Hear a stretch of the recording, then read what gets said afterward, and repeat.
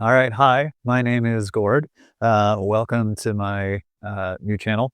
Um, this is one of my build series videos. In this video, I want to talk about how I installed a 1,000 watt inverter connected to the electrical system of the car. So if you have a hybrid, I mean, I guess I don't know every model, but with a Prius for sure, because the 12-volt battery is in the trunk here, and because the DC to DC converter that keeps it charged is actually running at, I think, 1,400 watts, um, you're able to sip off 1,000 watts of power and convert it to AC power. So you can essentially use your car as a generator. And the best part about that is it's not like the engine is running all the time. In fact, the power that this is using comes out of the hybrid battery. And the engine only kicks on when that hybrid battery needs to be topped up. So depending on how much power you're drawing, it's only coming on for a few minutes, an hour. Obviously, it depends what other systems in the car are running. So yeah, for example, I use this almost exclusively to charge my EcoFlow, to rapid charge my EcoFlow in a pinch. So most of the time I try to charge it off of solar, or if I'm driving off of the car lighter. But if I'm ever in a pinch, I can charge it in about an hour off of this inverter. So I'm going to warn you, this was one of the very first things I did in this build. It was one of the very first things that I filmed in this constrained space. And the footage I took is, I'll be honest, it's terrible. So I've done my best to fix it in post and to edit it in a way that isn't frustrating. But we're going to start with a tour that I'm just going to give you right now that I think will give you everything you need to know.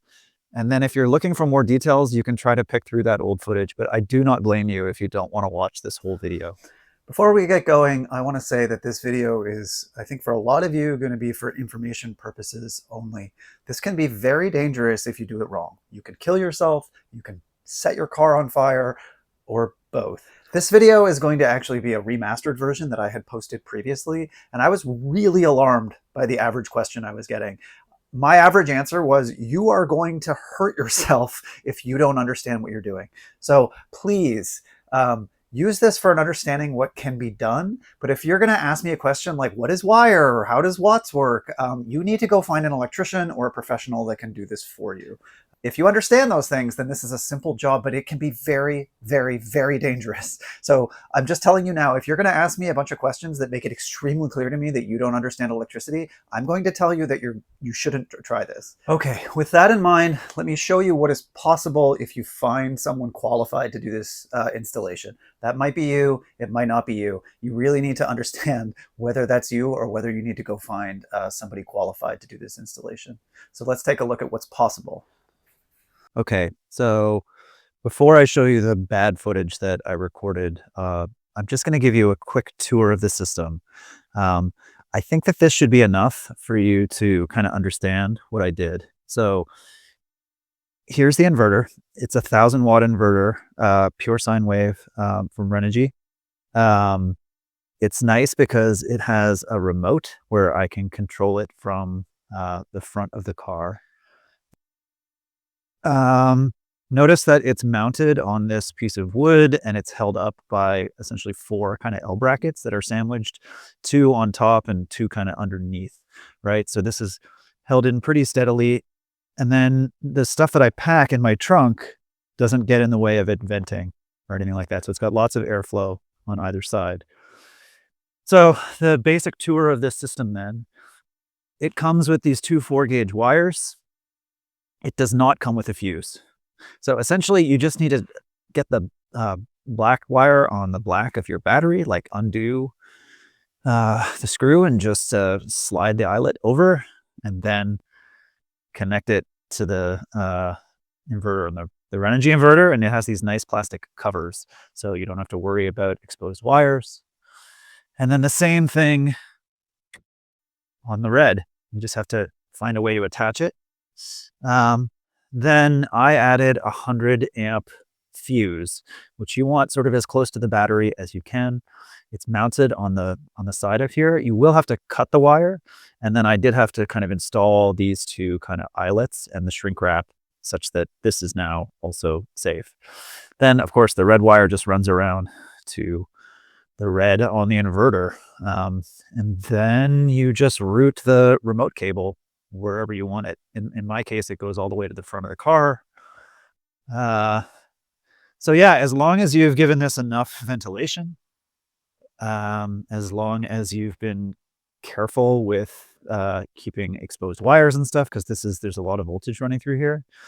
And I really, really think you're going to want to have a fuse on here. I've actually blown the fuse once already when I accidentally pulled too much power. And so I don't know what that would have done. I don't know if it would have destroyed the inverter. I don't know if it would have started a fire, but I'm really glad that I blew that fuse rather than something worse. All right, so there's the quick tour. Coming up is the footage, so you can sort of see what I filmed when I was installing this. Okay, so the first thing for the power system of the car, I have got this 1,000 watts inverter, pure sine inverter from Renergy. Other than cut the tape, I haven't actually opened this yet. So it comes with this 4-gauge wire, quite a lot of it actually. And then this is the controller. So the nice thing about this inverter is that you have this remote that you can put, yeah, I mean, you can see how long this is. You can put this fairly far from the inverter itself and turn it off and on. This inverter only has the one power outlet. It's got this 3-way switch on the back. So it's on, off, and I'm going to guess that this REM is for the remote. So I have seen people put 2,000 watt inverters in these 3rd generation Priuses. My understanding is the system is only creating about 1,200 watts of power. And if you're planning on leaving this running so that your car is a generator overnight and you want the kind of engine to top up the hybrid system, I mean, I'm not an electrician or an electrical engineer or anything, but I'm pretty sure you want to leave a certain amount of power for the rest of the car's systems so it can turn on and off and all that kind of stuff. So some things that this doesn't come with that I bought extra, a fuse and a fuse holder. So this comes off. This is your fuse. This is a 100 amp fuse. So the way to think about sizing these is, so this is pulling 1,000 watts at 12 volts. So 1,000 divided by 12 means that it's running at 80 amps. You want to put this much closer to the battery to actually protect yourself, right? So if you get a short in the system or an arc in the system, you want it to blow here and not, set your car on fire. So the way that this is going to work is it's going to be as close to the battery as I can put it on the red wire. And then I just got this little kit too. I'll put links to this stuff in the description. But this is the exact same size, right? So they tell you that it's the 4-gauge wire, so you can get the 4-gauge things. This is more than you need, but it's nice to have the shrink fittings, and I guess I'll have spares. So the idea then is what I'm going to do is lay this all out, splice into the red line, and I'm actually going to take out, this much length so that these are the same length. The same length with this being added, right? So I'm going to take, 3 centimeters out of the red wire. And then the simplest, cheapest way to attach this is this little jig here. So you can get fancier systems, but for 2 of these, I didn't want to invest in something. So the idea is you put this on the wire, you clamp it down inside, and then you can just pound on it with a hammer to get this seated. So let's go ahead and get this installed. Okay, so I've got the black one tightened down. I've pulled the black lead off the battery and I've connected this to it. I'm going to leave that disconnected for the time being, and then go ahead and undo the red one here. There we go. All right, so that just slides off. So the next thing to think about is where we're going to put this fuse. You want it as close as you can to the battery. So I'm going to put this on this side just so that the run to the battery is as short as possible. It's going to mean it's more difficult to check if the fuse is blown, but I think the trade-off in safety versus whether or not the fuse is blown is probably a good trade-off. Okay, so I need to go from here to there. All right, so I'm going to go ahead and cut this, which feels a bit scary. And then we can go ahead and attach those. We can go ahead and get those leads attached. Okay, so up on my porch now. Got these leads that have to go on. So I'm going to mark where I need to strip down to. All right, so I've just got a little utility knife here. And I'll work really slowly.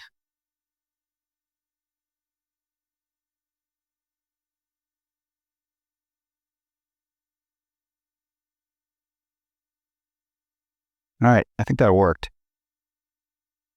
Okay, put that on. Yeah, that's good. And then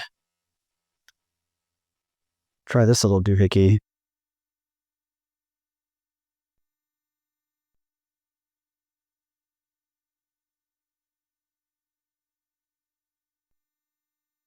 Oh, that's great. That's really on there. All right, that was easy. So this is stranded wire. If you're doing this with a knife like this, be careful not to cut it. You do want, all of these wires for the amount of current that's going to be passing through it. So I'm working really slowly. All right, so then the last step here is to get this nice and covered with this shrink wrap so that it's good and safe.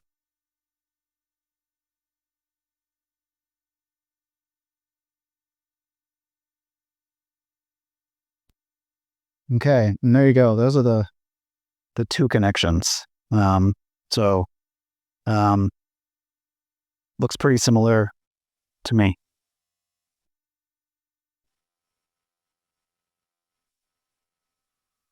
All right, so back at the car, go ahead and get this connected.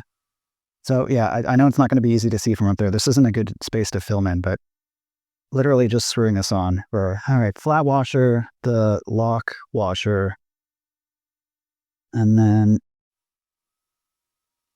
the bolt. Now this housing is plastic, so you don't have to go crazy tightening this down. Okay.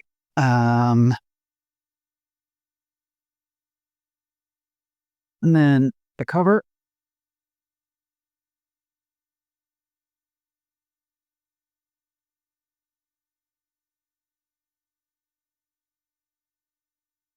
All right, there's that. There's that. Put these covers back on.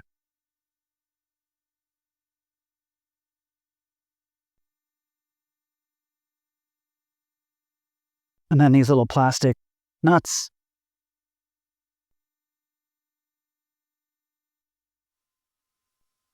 There's that. And go ahead and get this attached to the battery. Okay, put this cover back on.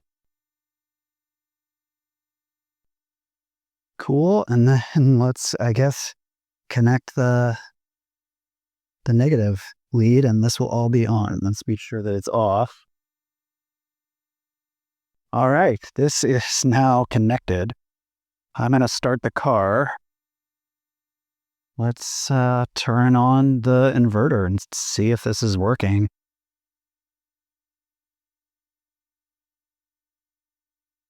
There it goes. Power. And it's on. Here is a 200-watt heater. And I tried. This won't run off the cigarette lighter. So there it goes. 200 watts of heat from the hybrid battery system. So we could turn off the inverter. So yeah, this is pretty good. So I now have 1,000 watts of AC power in the car. Okay, and then the last thing I had to do, there's this factory kind of cover for the battery over here. I've switched to my phone so I can just actually film a little bit more easily in the space. I did have to cut out this square in order to fit around the fuse and the wire that goes to the inverter. So, yeah, keep that in mind. So far, this is the only damage I've had to do to any factory stuff in any of this build. Okay, and there it is. It just kind of clips in. Um, Reinstall. Now I've got the inverter on this shelf just with these 3-inch kind of L brackets. And actually, that's the same piece of wood. You can see the rounded part where it was holding in the tire. Um, and so I've kind of got them sandwiched. They're two on top and two below. And this isn't like load bearing. And there's room to store underneath. Um, So I just put 3/4 inch on the side of here, and then through that you reuse that piece, the L bracket. And now all the wires are tucked in with the rest of the electrical system. I don't know if you can see, but like there's orange that's related to the hybrid battery, and then the 12 volt is down here. So like there's this whole kind of electrical area of the Prius over there. Okay, and here is the remote. It's basically it's designed to be installed like in the wall of the cabinet or something like that. Um, you'll see that install when I do the rest of my electrical system, just because I did all the cuts in this cabinet, and so that'll be in my second electrical system video. But it's pretty straightforward. You just cut a hole and then plug it in, route the cable. The cable's really long. I don't know how long it is, but there is more than enough to run it inside of any vehicle. Um, and so with that, that's my inverter install video done. If you made it this far in the video, you should definitely like and subscribe, because I know that was a difficult video to watch. But yeah, if anything in there helped you, definitely let me know down in the comments. If you have any questions, I'll do my best to answer them. But please understand, I don't know every model of car. If you have a Gen 3 Prius, I can tell you and can answer questions. But if you have some other car, I'm not a mechanic. I don't know. Um, all right. Well, thanks for watching. I know this was a tough video, and I'll catch you guys in the next one.